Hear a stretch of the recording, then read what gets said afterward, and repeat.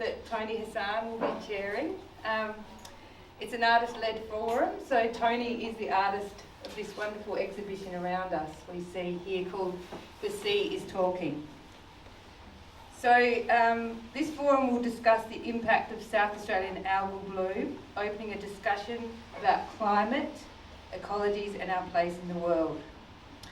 So tonight I'll introduce the speakers, but before we do that, I'd like to acknowledge the Kaurna people as the traditional custodians of the lands and waters on the country in which we meet today. We pay respect to Kaurna elders both past and present and respect their cultural, spiritual and emotional connection with their land, waters and community, and look to this as inspiration. The meal acknowledges that our venue is on Tandanya, Red Kangaroo Place. We would like to acknowledge that sovereignty was never ceded, and so this land always was and always will be Aboriginal land. Now I'd like to introduce Toni Hassan. Toni is an award-winning visual artist and writer. She is committed in her multidisciplinary practice to being a witness, seeking to express interconnections and inspire care. In her drawing, painting, digital and installation work, she investigates contemporary events, patterns of human relating and nature, including non-human-centric perspectives. We have the lovely Dr Faith Coleman.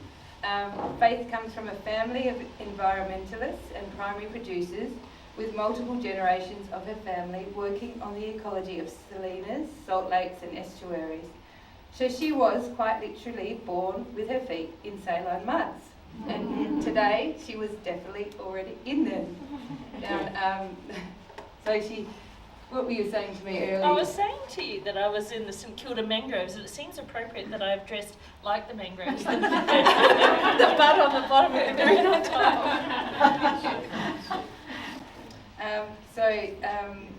She spent her childhood exploring tidal deltas in some of the most remote regions of Australia. Her work involves adaptive management of landscapes to preserve ecological regions of Australia. Her work involves adaptive management of landscapes to preserve ecological features, climate change adaptation and sustainable natural resource use. And also introducing Lindl Lawton. Lindl has spent 3 decades in the cultural sector as a historian and museum curator, most notably as senior curator at the South Australian Maritime Museum. Lindl is currently the Manager of Interpretation and Cultural Collections at the Adelaide Botanic Gardens, creating innovative ways to engage visitors with nature and foster environmental stewardship. She's committed to creating programs where art, science and community experience converge to illuminate urgent environmental issues. I'll also introduce Sandy Marion, who's the performer who's about to do something for us here. Sandy is a dance theatre maker, multidisciplinary artist, activist and community organiser living on Kaurna Yatta, Adelaide. She's passionate about using art and community building as tools for connection and transformation to connect people more to themselves, to others and the world around them. So in a moment we will move our chairs, the 3 of us, and we'll welcome Sandy Marion to perform.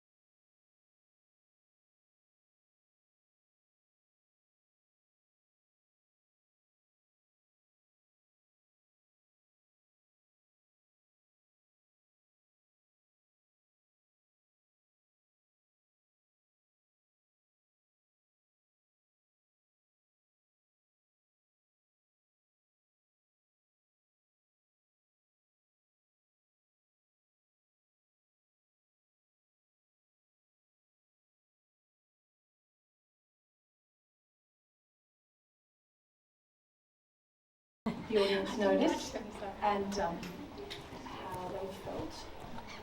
Definitely an echo of our Longfinned worm eel, something almost in response to those contortions, and an appreciation of indoor-outdoor, the sense of coming in, not of our world, perhaps. Tell us what was going on for you, and my heartfelt thanks for a beautiful and tender piece. Yes.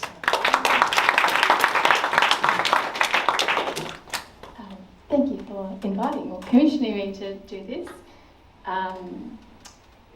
Toni asked if I could respond to her work, and in particular the video of the eel. But it went many different places, and as is, I think, the way with art of all kinds and expression of all kinds, is it reflects the things that are present for us and the things that are present for the world, and if we're listening. And I think that's with the name of this exhibition. I know it had a couple of different names, but being that the sea is talking, the thing that I most wanted to do with this was to listen. No.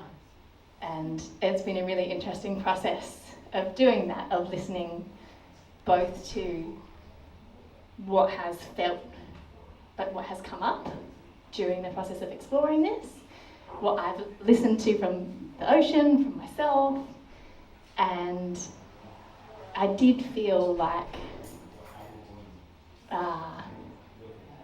the mother of the ocean in this work. And there was something just so, I think, beautiful and tender about Toni's work, how it has uplifted all of the beautiful creatures that we've sadly been seeing dead on the shores. And we all have a, experience of loss, whether that is from people in our own life, from experiences, or observation of the world around us and the ecological loss that we have. So, yeah. So it created space for your own catharsis about layers of loss? Yeah. Well, thank you. I mean, I found it really interesting that embodiment of what felt like care in the way you held yourself is really interesting. I've just been in Canberra opening a show concurrent to this, and I was trying to describe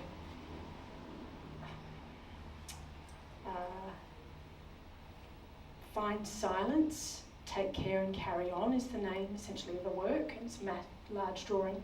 And how might I draw care? What is it? And it's actually two hands, one to the heart and the other to the belly, for the born and unborn. So I thought that was really very, very touching. Once again, thank you, and feel able to contribute to the conversation when we come full circle. So, happy to. Lovely. Thank And you, thank Sandy. you, Namil, for having us.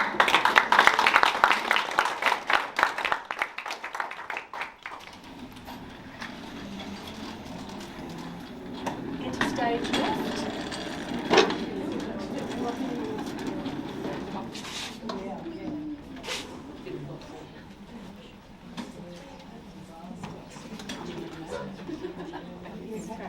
We've got two mics, so just feel able to move them between you. So I'm really excited to hear from our panellists, from Faith, Lindl and Sandy at some point towards the end, but also from you. This is an inclusive conversation. I come open-hearted and genuinely curious, so think of your questions, think about what you notice. As Sandy said, it was about what was active in her as she developed her dance. And there was a gorgeous young woman who came to the launch or opening of this show in late March, Leaf. And she said, I'm so moved, I want to write about this. And I said, awesome. And we met in the gallery and talked at length.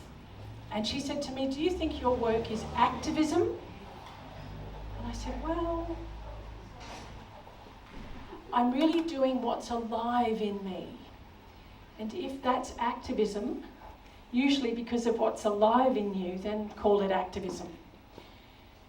And with activism in mind and curiosity, I want to start with you, Faith.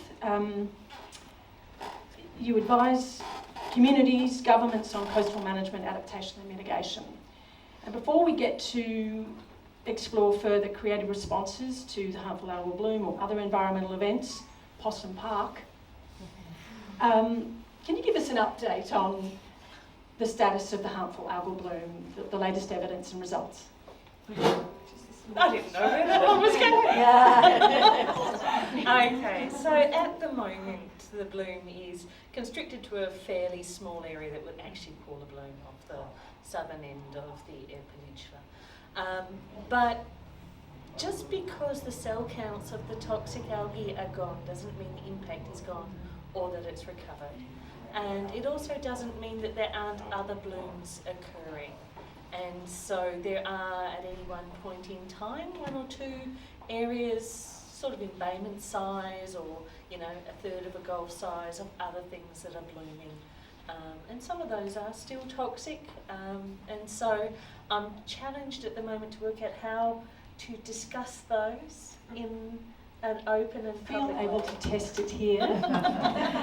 So what I'm hearing is when there's a stress test, a stress event, then of course there are implications, other blooms, naming those. And I think you're saying this is a long haul piece, right? So what about that long-term recovery?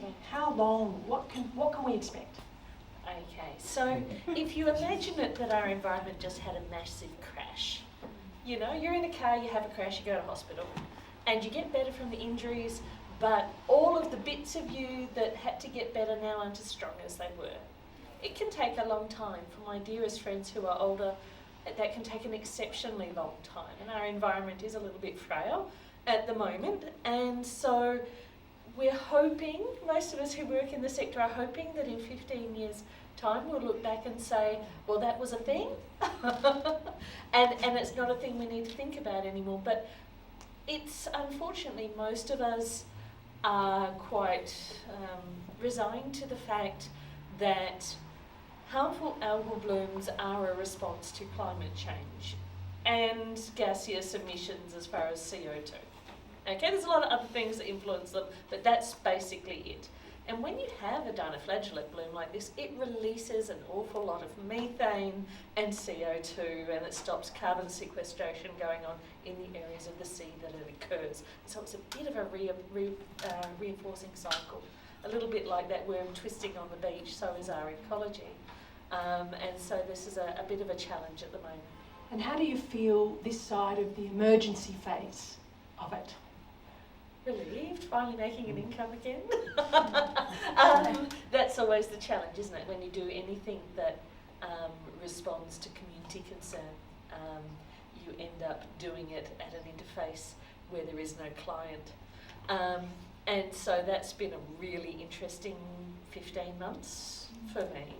I'm relieved that we've got through the major assault, but also deeply concerned that we will lose some of the... I mean, there was good things about the bloom. I know that's really hard to say, but I have dealt with microalgae for 30 years and bacteria, and nobody ever wants to see one. And so to deal with 500 media interviews and panels and presentations over just over a year, with people who wanted to discuss those things was really exciting as far as understanding the community coming along on this journey about why these things are important.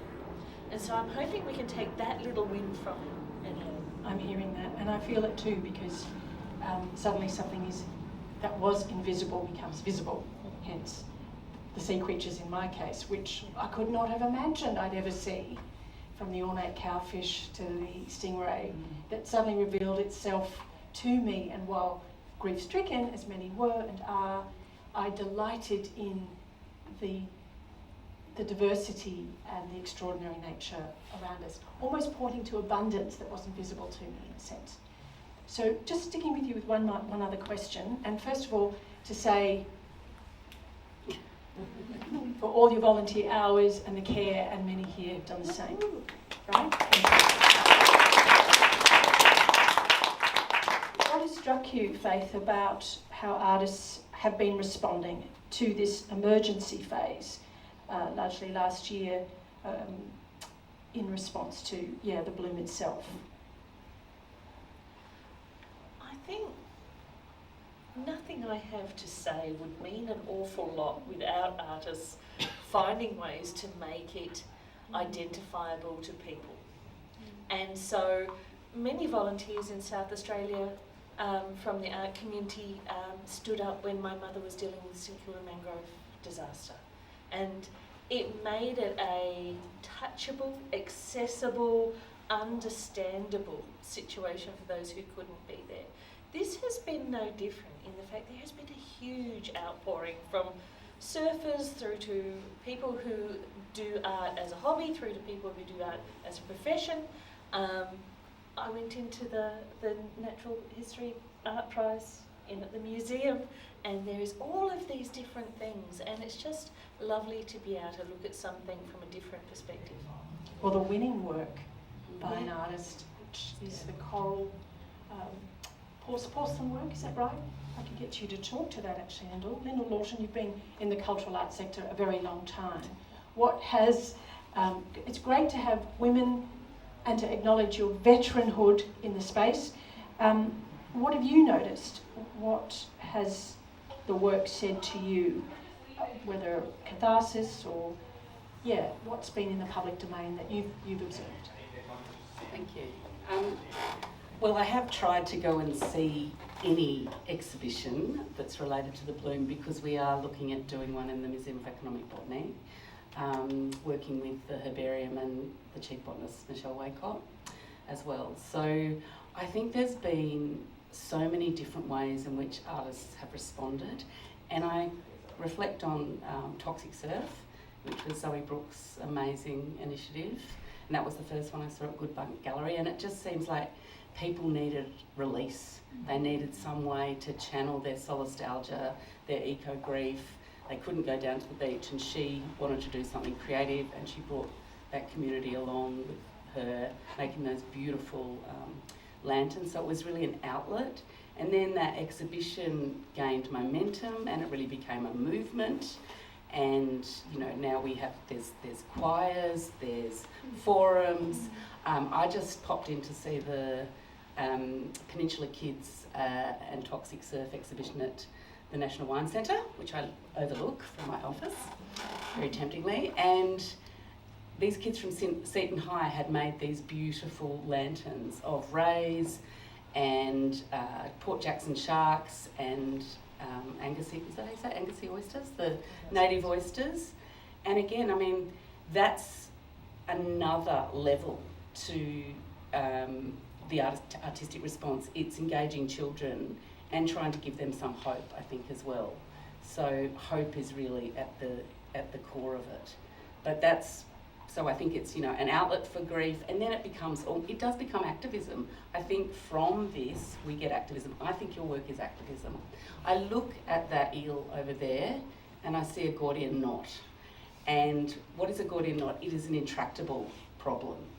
And you have to do something very bold to break that knot. And I feel like that's just a metaphor for what we're dealing with. Sure. Yeah. Well, the knot in one's stomach. Yeah. The second brain. I'm pleased to say that that's in the Burringer Climate Change Biennale in August. So it's going to have another audience, which is wonderful. So I'm hearing that artists are witness, artists are conduits for personal and collective grief, that artists facilitate this emotional process, they bring people together. They cut through. They cut through, and they give audiences permission to feel or to see issues in a different way. But what do you observe are the gaps in the response that maybe you'd like to see emerge going forward? Well, I guess, and I'm thinking about this a lot with this planned exhibition, which I'm trying to get funding for. So we've got artists responding in various ways. Often that's very personal. I want to see some responses in art that address some of the solutions, I guess, and simplify that, so make it accessible to people. So some of the things that we're doing to remediate the Great Southern Reef. So it's native oyster beds, it can be seagrass restoration projects, that sort of thing. So I guess artistic responses in that way as well. And also, it's a bigger context. I mean, we have an algal bloom here, but there's algal blooms happening all over the world, and we have to think that we are part of a much bigger picture. We really do. Indeed, I'd agree with that. You've noted to me anyway that there's been a plant bias. Or Blindness. Yes. First phrase I learned when I joined. Because it's natural. Yes, she does bring up plant blindness quite a bit. It's natural to identify with the creatures with eyes and mouths. Yep. Absolutely. So that is something that is missing as well.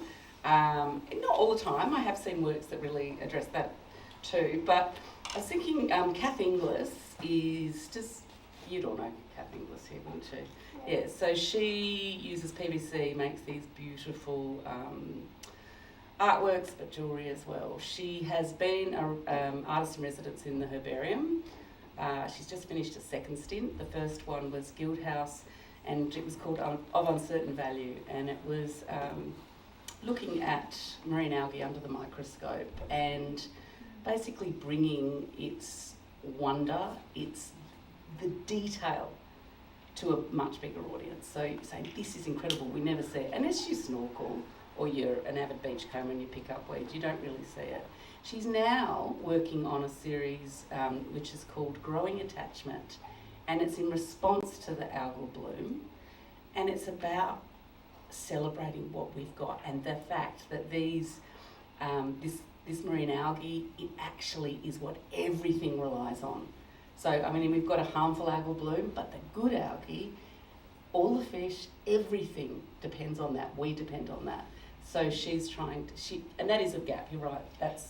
Because do you think there's been an unexpected, the collateral damage around this has been, algae bad, rather than it's a much richer story, and there's cause and effect at play, but plankton and that micro stuff at its most basic level is at the heart of what makes oceans tick. Yeah, very much so.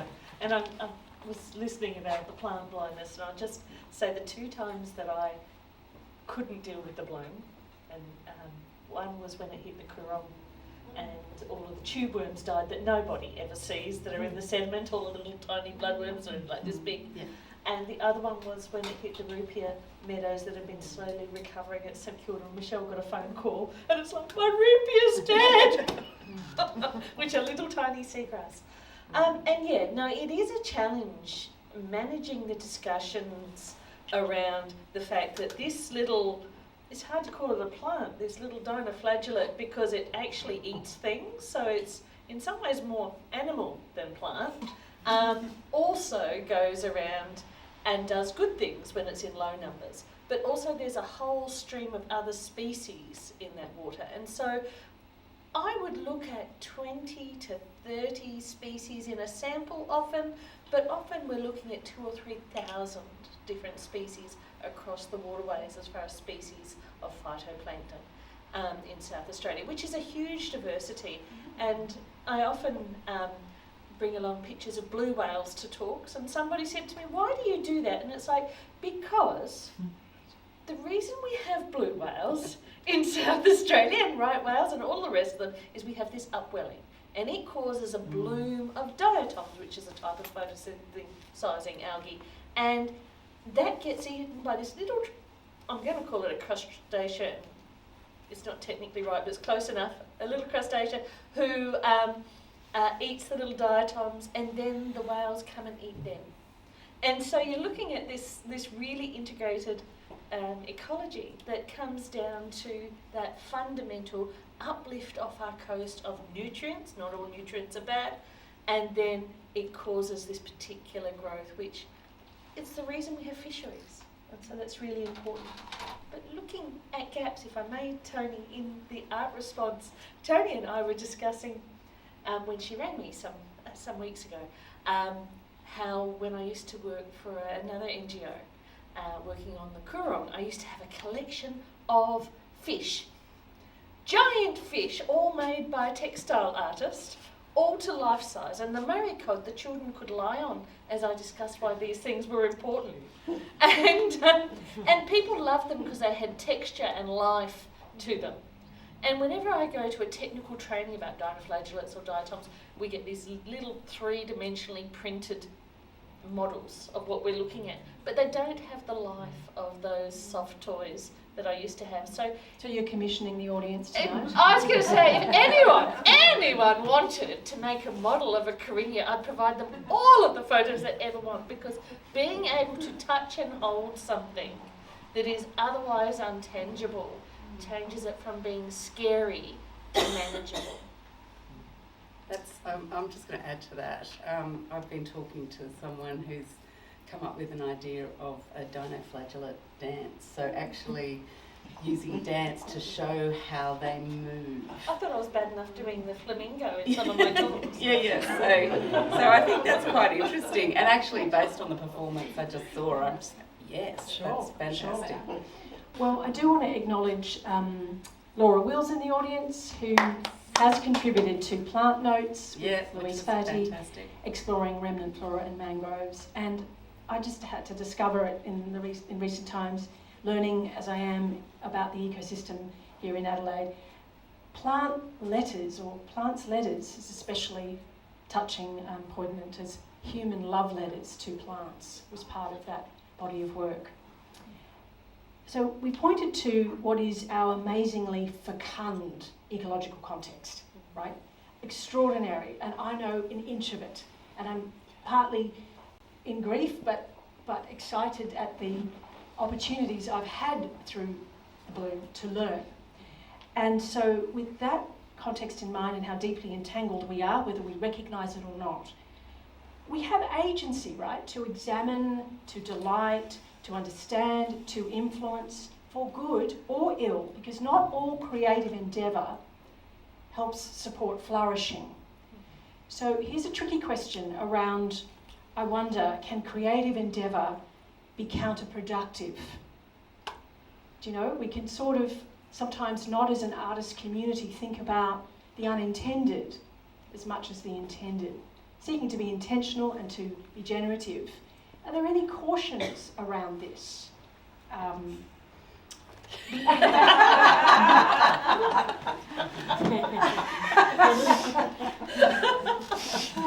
sure if I answered as our Premier might, he would tell you that this information is horrible. Okay? And so I guess if you're looking to share a message, although I don't actually mind a little bit of misinformation, as long as it's within the creative pursuit and not in my sciences, that, you know, you do your best to make sure that what you're sharing is as close to the truth as possible. There's also been a huge discussion within the response to the Bloom around the tension between being dramatic about this Bloom, isn't it horrible, and the mental health damage that does. And agencies saying, we don't want to discuss it because we might distress people.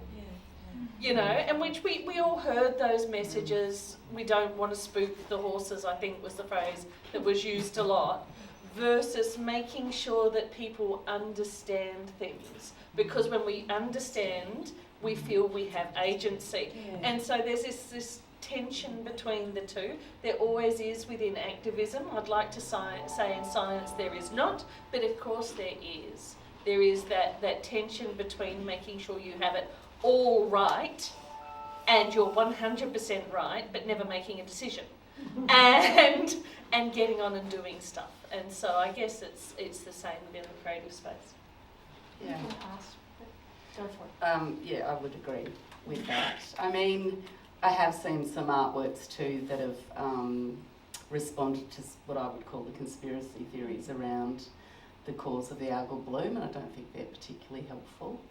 I also think, you know, I want art to be accessible and I want it to resonate with people, and I think some art does not, and so that can be counterproductive if it actually muddies the waters more than clearing them. but most of the artwork I've seen has been very accessible and incredibly heartfelt. And I just think the artists, they lead the way, they really can. I mean, my first encounter with artists responding to this was Cross Currents, which was, read in your article, was your first too, which was just a response led by Krista Rosa, I think, to the ocean, and then the bloom crept in and really informed their practice, and it was quite astounding what they produced. Quite serendipitous. Yeah. Well, I want to sort of share what struck me going to a rally on the bloom early in its iterations, and it was a woman I interviewed for a piece for the Saturday paper. Her name was Anna, and she was really distraught. She said, "I feel like I'm swimming in a graveyard. I do the ocean most mornings, I embrace the ocean most mornings, and I continue to because I want to sit with them. I don't want to, just because the ocean's unwell doesn't mean I should distance myself." So she's been quite brave. But she was really upset because she was like, "I do all the things. I recycle. I separate my plastics. I consume less." But this sense of so much is out of my control. There are systems at work. And yet, even with the fuel crisis, so-called crisis, and the Iran conflict, we are still madly consuming fossil fuels. The systems continue to generate the machinery and the outcomes. So, a broad question before we open it to the floor. Faith, you stood as an independent candidate in the recent election. I'm wondering what you think this bloom has done to our collective public psyche. What may have shifted? Has anything really shifted? Are folk in South Australia getting it? The environmental stressors and challenges exist. Are they being seen by more, or are there still real pockets of resistance to have us move those systems? There's a long question. Okay, I stood as an independent, but I was supporting somebody I believed in very strongly to try and get them up, so there was never any intention that I would get in, because I was hoping that the person up the ticket from me would, but that didn't happen. But it was an incredibly educational experience, which was part of the importance of it. And what a lot of people said to me as they went through that is they were feeling grief and frustration with our political system that kind of matched the bloom in many ways. And the number of people who came up to me who is unashamedly left-wing and thanked me for the work on the bloom, and then said, "Because of you I voted One Nation." And the number of times I just looked at them, and it's not once or twice, it's probably thousands. And I think there is a really important conversation about what happens when we put people in a position that they no longer believe in democracy as a functional entity, and then will vote for anything that is different in the hope that it will yield a different result. We're told if you keep doing the same thing, you'll get the same result. And so I suspect there was some of that happening in this election. Throughout it, what I was seeing was people who are deeply distressed by an ecosystem, a natural resource system that's not supporting us very well, and a democracy that also seems to be somewhat odd in how it is functioning. And so there's actually an amazing session coming up by Susan Close, coming back, talking about what's broken with our democracy and why we shouldn't ridicule or say, or not understand people who are voting for things that we don't understand, but understand that they're in distress. And I guess that's the biggest lesson for me through this, is just how unpredictable we are when something goes wrong, and how sometimes we do as the ecosystem does and get into these self-reinforcing cycles. And I suspect many of those things that we do, like recycling and stuff, are very important from a personal agency perspective, but very much like the monitoring foam on the beaches, doesn't really tell you or address what's going wrong. Well, related to that question, Lindl, being clear-eyed about the real divides in the community, increasingly visible to us, and brought home certainly by One Nation surge this state election, how might art bring people together so that spaces like this actually see a different kind of audience, that white cube galleries are inviting those on the edge. This is the long-standing question. Any advice on that? Yeah, well, I mean, Museum of Economic Botany is interesting because people who come through that space are often there to visit the gardens. They're not there to visit a contemporary art gallery, and I try and make that space as accessible as possible, which often means talking to contemporary artists and just going, yeah, that's your artist statement, but just think about your audience here. So I do think that space is perfect for having those conversations. I think it is about reflecting different perspectives and understanding why people have different perspectives. I mean, that is hard to do in one space, but there's various ways we can do it with digital platforms as well. So reflecting the different perspectives, acknowledging they exist, and then trying to, I think the fact that we're in a botanic garden, it's the heart of botanical science in South Australia, we've got some authority. We do have some authority. And if we have the chief botanist and other people on the task force sort of informing the science in that exhibition, because we want to have science with art and a crossover, then I think it clarifies things too. I think it brings a certain clarity to any debate. We have the gift of outdoor delights that would bring in people. I think, well, it's an ongoing question for me. How can it remain participatory, engaged, so that, and trauma informed? Yeah.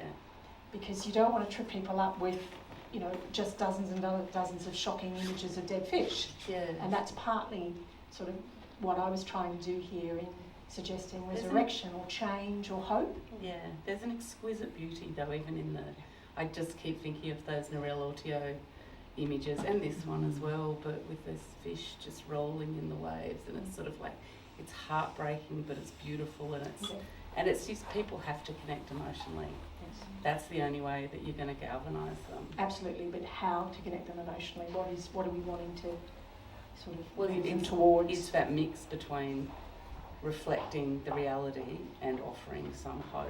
But it's got to be realistic too. It's like, it's not a quick fix, as you said. It's like, it's building towards something. It's making sure you have the baseline data on the Great Southern Reef, and then, building stronger, more resilient reefs and the rest of it, and bring people along. And I mean, this recycling, it's a neoliberal conspiracy. It's like, the only way we can make a difference is collective action and bloody lobbying business and government, and it's just, every time I scold my son for not putting something in the recycling, I'm going,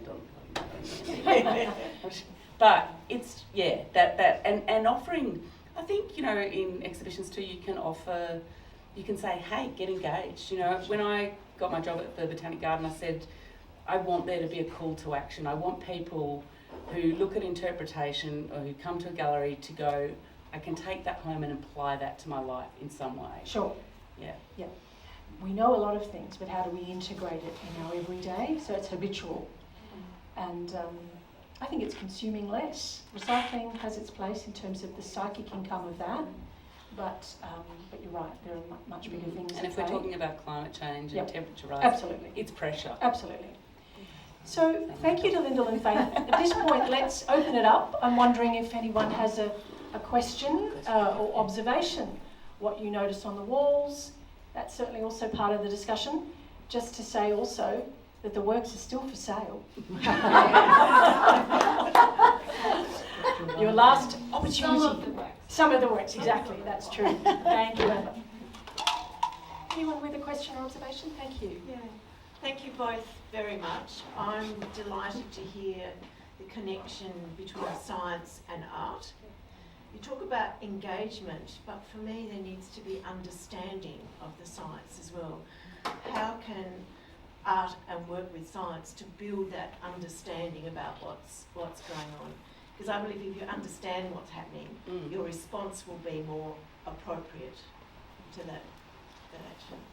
I'm going to answer that from a science perspective, but I hope you'll answer it from yours.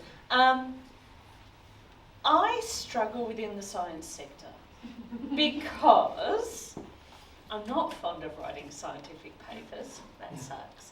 The other thing is I was brought up a lot by an Irish grandfather. And he used to tell me all sorts of fun things. But one of the most important was that jargon was the refuge of the incompetent.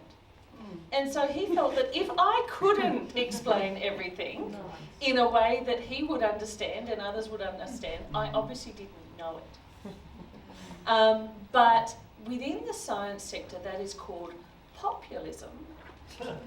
And I am criticised for that degree of outreach these days. Whereas in my grandparents' day, that was part of being a scientist, was doing that outreach. And so I think as a sector, as an industry, in science, we're so concerned about our funding and our careers and looking like we're the person who knows everything when we certainly don't, that we find refuge in those words that you can't understand and we think we can. So I think that's a big part of it, and we get better at that. Can I just really quickly respond? Yeah. Adelaide had a science centre. It was called the Investigator Science and Technology Centre.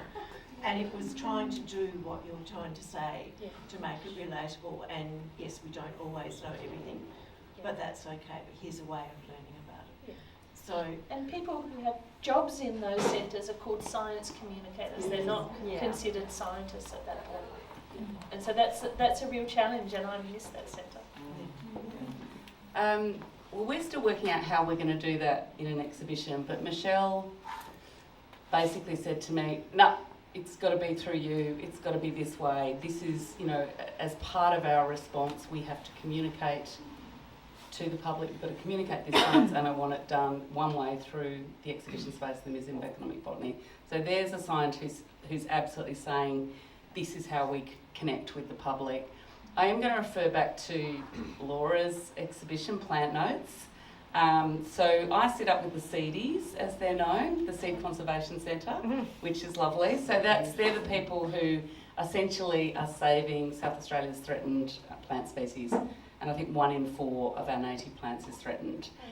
They spend their entire time out in the field, harvesting, bringing back seeds, working out how they're going to germinate, banking them, putting them in the seed orchard. They do not have time to communicate. It's really hard. They can do it on a website, but as Dan said, who has been there for 20 years, he said, people do not value what they don't understand and they can't see. And so they absolutely loved working with Laura and Louise, because they picked 8 threatened species and they showed the public what they were, they showed them why they were important, they did it in really beautiful ways, and it really, it brought their science to an audience and made it accessible. People understood what they're doing. So it is really as simple as, if you can't see something and you don't understand it, you will not care about it. So that was a prime example of something really working in terms of science and art. Beautiful. Oh, and I guess I'm just thinking with that, yes, those silos that we've put in place since, I don't know, the Enlightenment. It's like, once upon a time art and science were the same, were actually the same thing. And the word speculative. There was mystery at the heart of it, which allowed people to talk to each other. Curiosity and wonder, and the whole of our society is siloed, so that we're siloed. We don't know about the possums in the trees, we don't know about the fish, we don't know about the little worms. We're also siloed and disconnected, that we can't see that we're killing the planet. It's a recent condensed history of the story of alienation. Yeah. Not knowing country, not knowing where our food comes from and so on. Spot on. Yeah. So I'm hearing kind of the need for humility in the science community about what I don't know. That's part of it. And artists and journalists too being in the mix in translating with science communicators. Shout out to my husband, who's a long-time economics reporter and correspondent, who does just that. He never uses jargon. And Peter is I'm very proud to know him and his work. So coming back to a question around how we bring people together, how we bring people into the space who aren't converted on the question of climate change and its impacts. You mentioned, Faith, the powerful example of a long lunch on the Coorong. You want to tell us about that? I am an estuarine ecologist fundamentally. I work in those areas between land and sea. And the biggest one in South Australia is the Coorong. And I was in South Australia 15 years before I did anything on the Coorong because the politics is mind-blowing. And I really don't like politics. I don't know if anyone's picked that up, apart from the whole running for the thing. I really don't like politics. And the Murray-Darling Basin is the most political waterway ever. Pretty much in the world it feels like some days. I know it's not, but it feels like it. And so I remember going upstream and going to a conference up in the river, up a place called River Glen, which is an irrigators area. And I found the blokes were doing the chest beating thing, you know, and it was all a little bit too much. So I did the country thing and gathered round the scones with the women, as is often the case in that situation. I said to them, how about you all just come down and I'll show you. The blokes all come down. You come down, we'll make a lunch on the barrages and SA Water and a lot of the scientists and I, but all females.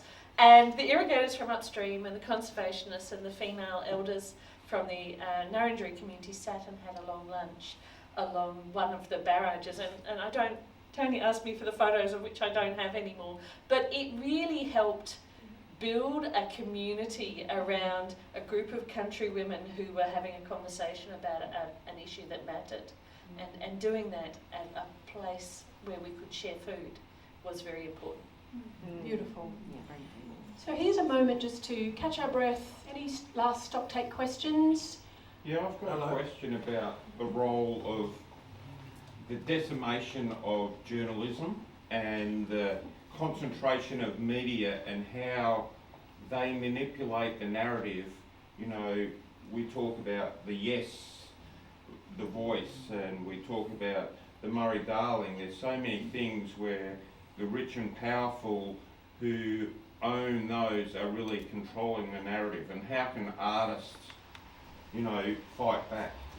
Great question.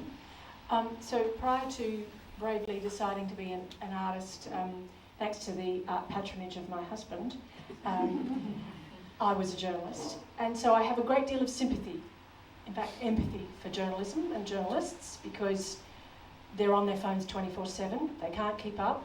They're working to constant deadline. But yes, of course, there are these ripples created by conservative press with an obvious agenda to disrupt or not to tell the whole truth, who will have been in the budget this past week, the lock-up, with an agenda to disrupt whatever the Treasurer had to say. Like, really, how can we tilt this in favour of big business or whatever? So, yes, unfortunately, we have a system that isn't working for us in that sense, and socials have made that much harder because people are in vacuums, as you know, in that kind of cave where there's reinforcement of ideas that aren't truth-based and so on. And big tech has never been interested in the common good or... No, they're not interested. No, so we've inherited these platforms. It feels like empire all over again. So I think it's being intentional about where you get your news and supporting that financially, and now that the rivers of gold have dried up. So we have we can be empowered in that way, we can have agency that way. I think citizen scientists are a gold standard kind of approach, and journalists taking on roles as sort of, or individuals with stories to tell, seeking to support journalists to tell citizen journalism. So I think there's some partnerships worth forging. I was in Canberra this past week, and I believe the Canberra Times in the capital is going to be a one paper per week, which is huge. So less coverage of ACT politics, let alone federal politics. So massive change. Just to sort of bring empathy to the situation, I think may help, because I hear people say, oh, journalists, and they write them all off, you know? So, and I'm sure that's not they're your... being cut, when the numbers are cut so much, you know, there's now they tend to get half of their stories from watching someone's Twitter feed or Truth Social or whatever. That's generating news. That's not investigative journalism. And we, through this algal bloom, we've been fed a lot of lies. I live on the beach every day. I probably walk past you 1,000 times. And so I've seen all of that. And I'm a surfer. I know what happens in the water pretty well. Well, they're following their tail because the content's being generated on socials, and political leaders choose to engage audiences that way and make statements on those platforms. So it's sort of chicken and egg. It's very difficult. I don't presume to know the way forward. Any reflections on this? I guess there's two things. There's making sure that you check everything. So we need to become better at fact checking and realising that Voices Authority don't always have the answers, and that includes our media. The other thing is, for those of us with knowledge, reporters ring people up and ask for a story, a conversation. And for a long time now, I never put my hand up for a single one of the almost 500 interviews. I just got run and run like it never stopped. And there was two conversations I'd have with those reporters. One was, thank Christ you've answered, nobody else is. They see us come up, they don't want to talk to a journalist. You're all we've got. And I'm going, shit, that's really not the best. And then the other conversation was when Mike Steer started doing the media for the government. I was so relieved, you know. And I said to the reporters, because I wanted to get back to my business, I said, hey, you've got a contact. He will answer your questions. You should go talk to him. And about 2 or 3 weeks later, they started ringing me again. I said, excuse me. And they said, well, I thought I told you to go talk to Mike to ask your dumb questions. And then they said, yeah, no, it's fine for a reporter to ask a dumb question, but it really doesn't work when you get a dumb answer. And I said, that's not fair, but that's where they felt they were at. And I suspect that when you're at a point when you're down to one woman who runs her own business out in the middle of the bush, or Mike Steer who's giving them the government line, and it was quite a valid, in many cases, government line. But nobody else from academia standing up. That was sad. I think there's sort of something at work where, you know how thoughts, what is creativity? It's usually beginning with the seed of an idea, innovation in some nature, which you follow through on, building on intuition. And I think when it comes to media and the conversations we have in the wider public, there's something to be said for manifesting good thoughts. So assuming the best, not to be naive, but you know what I mean? And if journalist rings, to be optimistic about, it's a whole lot of trust involved, as you know. And I think if we can inject a bit more trust in systems that are imperfect, then we're all going to be able to get it on together, make this work together. To conclude, I just want to bring Sandy up for any observations about anything, or not. My hand actually was up because Okay. I wanted to ask a question of my friend and artist and scientist, Zoe, who also did the beautiful ornate cowfish painting of my hands, because I think you have a unique perspective as both an artist and scientist. I think you wanted to have... I know. Well, anyway, I can at least then say that.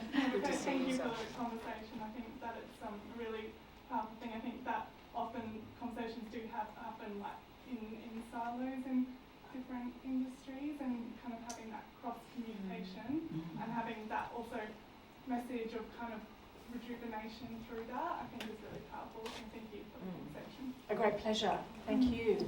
There's one last question, and it's from the back. Well, thanks, Toni. Thanks, guys. Another old person, one Nice to have a man, another man. The Thank term you. populism was raised and called to scientists, but I'm afraid our Premier seems to be, that's his favourite word, to be the popular Premier. And that's, to me, a big part of the problem. He's got away with absolute murder. His scientists were telling him 10, 15 years ago about the build-up of the toxins, breviceps, whatever you want to call it. He just shelved them because he had to spend money on footy, bike races, and stuff like that. Unless enough people call him on it, I think he'll just keep doing it. And it's sad because he's just hooked on this. I think so. Maybe I'm paranoid. No, you're right. Being number one. But years and years ago, because I was a younger person years and years ago, the 60s, 70s Vietnam was on. The Labour Party under poor old Arthur Calwell supported Menzies. Calwell didn't want to. But later, as people went out on the streets and wrote and made themselves heard, the Labour Party shifted to oppose Vietnam. You can look this all up, don't trust me, but I hate it now when, say, pro-Palestine groups, they don't get any reporting. There could be 1,000 at Parliament House every second Sunday. But last Wednesday night, 3,000 or 2,000 at least were there, and the press actually mentioned the figures fairly accurately. North Territory could not drive along it. And stuff like that, if it gets in the mainstream, or whatever you want to call it, that, Murdoch and co, the Premier sees it, oh, I don't like this. And then the numbers start to be crunched, and then maybe stuff changes. As I said, his scientists had done lots of golf surveys 20 years ago, and he just showed everyone, virtually, because the money was needed elsewhere. It was the wrong kind of golf. Oh. You'll be there Sunday That joke is a hole in one. I just want to ask Faith a question, because I spent my Christmas holidays, my parents were in Canberra, and I went down the south coast of New South Wales, and I was basically snorkelling every day because I felt like I hadn't done it. And I would tell people about the bloom, and they'd look at me blankly, or they'd go, yeah, isn't that over now? Are you frustrated by how much coverage this is getting elsewhere? Because I could not believe it. And these are some of my educated friends too. And I think part of it was the press, but I'm just, you know. I guess there's two parts of that. We did do plenty of interviews overseas and interstate. And so there was a number of them, but whether people remembered them because it wasn't affecting them is possibly part of it as well. We usually remember what we're dealing with ourselves. The other thing is I work right around Australia and right around in the Mediterranean. Last year was a disaster. It was a mega heat wave right across the world. And you guys were going to bed, and my clients elsewhere were waking up. And where I was born in the northern West Australia, we were picking out dead fish from water that was so hot they were boiling. It wasn't a dinoflagellate bloom, they were boiling. And so what I really struggled to communicate to all of those others is it's not just South Australia, it's not the South Australian bloom. The Karinia outbreak in South Australia is a symptom of an interconnected series of mixotrophic dinoflagellate blooms and areas such as coral bleaching, where once again mixotrophic dinoflagellate blooms, things that eat other things, were being bleached out of the corals. In corals we call them zooanthe, but the very process of bleaching corals is a loss of those dinoflagellates, and the whole planet you can actually see from space, where we used to have this large amount of phytoplankton around the centre, around the equator, is moving towards the poles. We've known about this for 20 odd years, 30 odd years. And so I guess the biggest challenge to me in the media was that lack of that larger conversation. And when you can't tie something to something that's relevant to New South Wales, it's hard to remember. Thank you. Well, I want to keep it to within the hour. So at this point, maybe we wind it up. I'm grateful to Jeff, the elderly, I won't say elderly, I'll say mature, self-described mature speaker. Thank you for your reality check on the political pulse, for all your questions, your interests, your love and care, to Faith and Lindl especially, and Sandy for our discussion and creative responses. I mean, it's going to get worse, folks, as we're hearing. Fish boiling in WA and rising sea levels as we speak. So best of luck to all of us. Keep working on what helps you be resilient. Keep looking out to see how you can collaborate, learn from each other, build care in the room, and take care. So from me, my thanks to the Mill Gallery,